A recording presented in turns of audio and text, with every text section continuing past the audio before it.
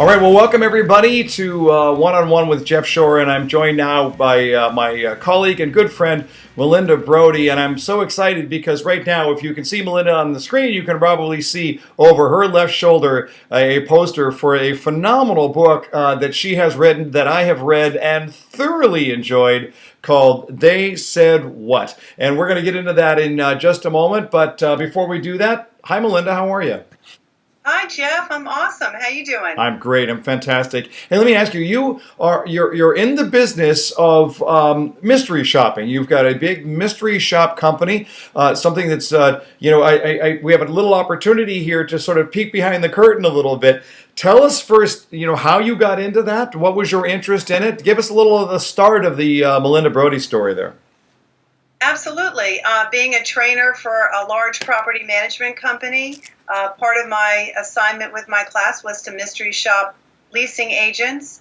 And then at that time in the late 80s in Orlando, all the big builders came to town. So just as a side thing, I started shopping apartments and home builders. I was the shopper. I go out and write my report and come back. And then, of course, the rest is history. Everything exploded in Florida. I got very busy. I quit my job, became a shopping company. Yeah. I quit my job October 10th, 1986. Yeah. And no looking back, and you've done a great job. Let's talk about shopping in general, because this is something that's very controversial to a lot of people. There are some people who really see the benefit, some who just absolutely hate it. What do you think some of the misconceptions or problems are that people have with mystery shopping? I think people don't like to be caught off guard. Yeah. And what I would say to everybody is, if you think it's a shopper, you suspect something's up, just give it your best shot. Just do everything you can to do a great job. Yeah. You're on stage all the time with a customer, and put all the nervousness and what am I going to look like on film past you, because here's an opportunity for a fake customer to give you feedback. Right. A real customer, their feedback is they're going to buy from someone else. Mm-hmm. So Got it. That makes sense. In order to maximize this, you put together your benchmark study. Talk a little bit about what that is and what it does. Absolutely.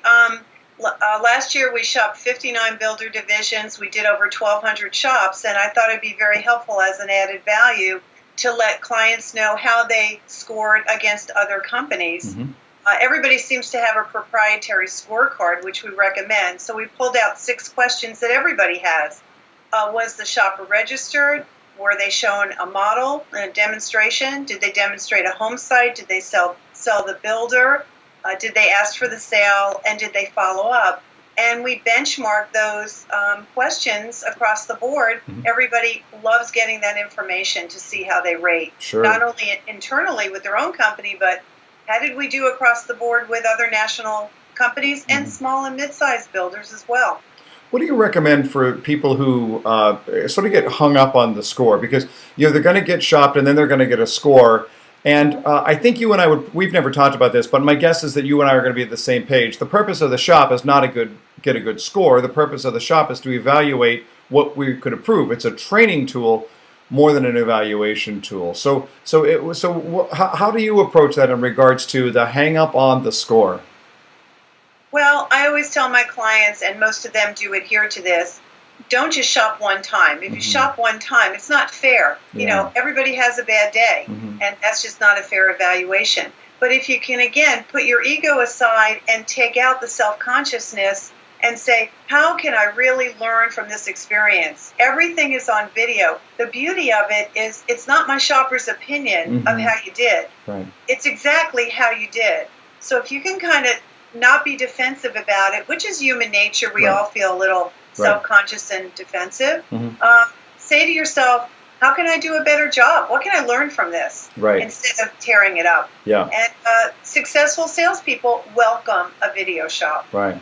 And you work with a lot of them. Sure. Yeah, absolutely. It's interesting to see kind of how that works. And I think that is really the dividing line. Do I see this as a tool or do I see it as a weapon? I mean, that's really what it's going to come down to. But it's ironic that I suppose it could be seen as a weapon if you're looking at it the wrong way.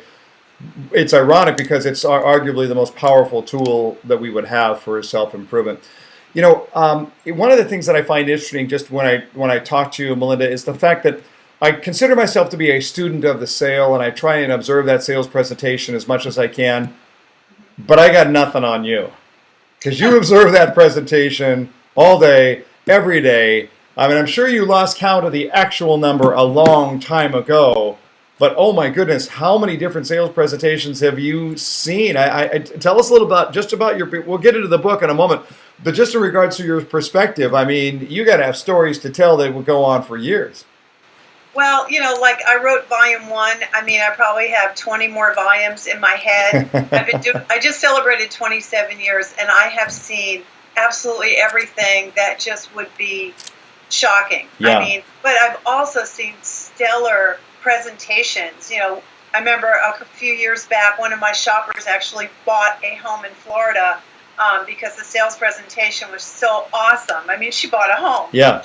She didn't go out to buy a home. She went out as a shopper and came back with a contract. Right. So it's not all bad news, but it's always such an interesting experience to see what is really going on, because this is really the vibe that we get in the field by going out with an undercover hidden camera to see really how does a customer experience your homes and your community, and how trained are your salespeople. I mean, if you're lucky enough to have someone like yourself, Jeff, and they have a very great training program, that's great. And if you don't have a training program, you can see the need for one, because the process is what I call product-driven, not prospect-driven. Mm-hmm. And I'd say most people that don't have a good training program, that's what we see. Mm-hmm. When the book would have been fascinating alone if it was just nothing but stories from what you've seen in shops over the years. And I got to tell you, for those of you who are watching this right now, oh my goodness, some of these stories will just blow you away. But you take the extra effort to look at it and say, well, it's not just about what the stories, but it's also about what the stories teach us. It's not just about these quirky, weird stories over here.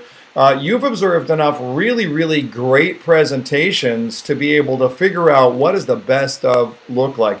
When you're watching shop tapes, do you learn more from the horrible presentations or from the great presentations?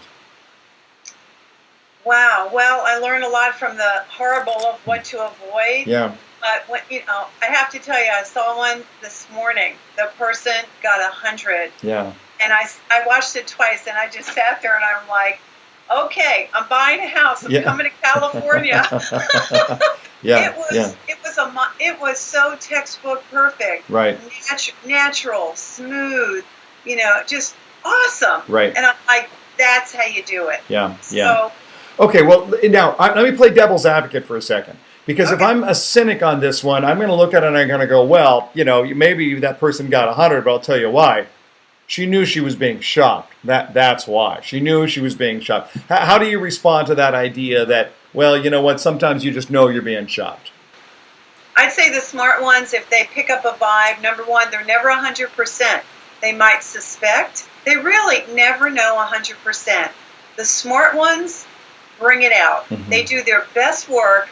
They don't say anything to their manager. Mm-hmm. And if the manager comes back and goes, wow, you just blew everybody away with your score, you're like, hey, that's what I do all the time. Right. It's the defensive, insecure salespeople that have to raise their hand and go, hey, that's a shopper. I knew I was being shopped. Why on earth would you ever say that? Right. I mean, I just think that's crazy. Yeah. So it becomes a recorded role play. Right. Aren't we all happy to see that you can do what you're asked to do, which is take the training and duplicate it in the real world? Mm-hmm. Because you spend so much effort learning a process. If you can't do it with a real customer, which ends up being a shopper, then it's not really effective. And the bottom line is it really effective with a real person? Yeah.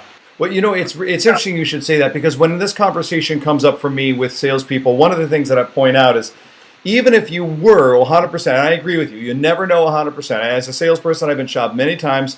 There were times when I suspected, but I never knew 100%. But even theoretically, if I did, I make the point here, it doesn't matter.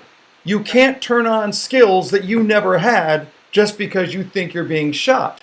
It's ridiculous to look at it and say, well, of course they got a good shop. They knew they were being shopped.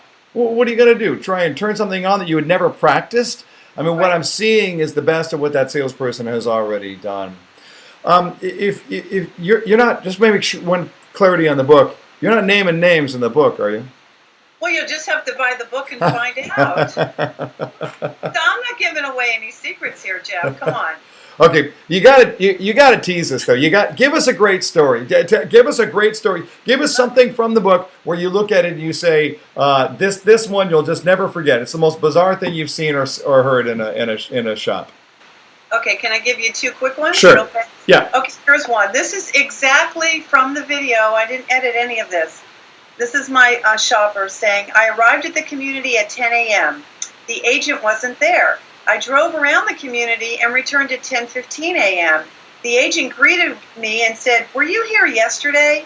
I said I was, but I saw he was busy with others and I decided to come back today. And he said, yeah, I'm running a little late and slow today. I got ripped last night on too many beers. I probably shouldn't have even driven myself to work today. Okay. Ouch. Ouch. Right. Here's another doozy. Yeah. And every chapter I start off with one of these doozies.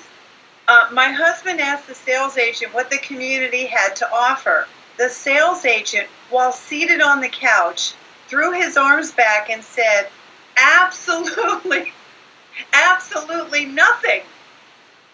Meaning the community had absolutely nothing to offer. He did zero to sell the community. Instead, he told us about another builder community and emphasized how much better that community was. He said the homes were $20,000 cheaper there for the same models.